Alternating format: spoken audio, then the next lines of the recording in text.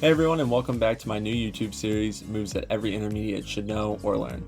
For episode 5 and today's focus, we have this 2-petal Inspin Passby in wall plane. This wall plane flower is a combination of two 1-petal Inspins being done by each hand on its native side.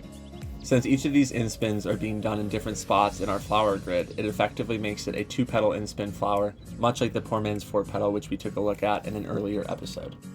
We'll start with our right hand and our poise spinning towards our left shoulder. We'll initiate an extension in our wall plane and pause when we reach our native side point for a few beats. Once comfortable, you can extend again and try the motion over. Make sure that we're practicing this with a few beats in between, but every time reaching a right angle in our armpit and shoulder. Once we've tried this a few times, we can continue doing the extension with only one single rotation of the Inspin on its native side. Next up, we'll take a look at the other hand, which will be spinning the same direction as our first point.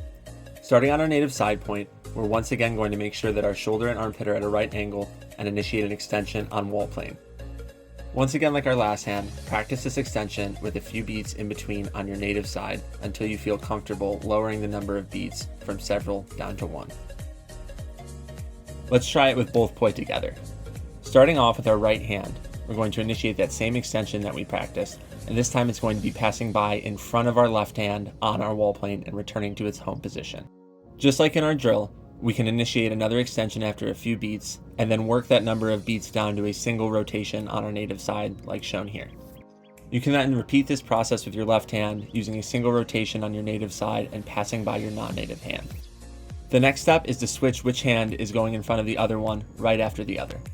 Like we've done throughout the entire process, you can take a few beats to rest at each home position, but make sure that you're alternating each hand, eventually leading up to only a single beat on each native side as you pass through the full and complete pattern.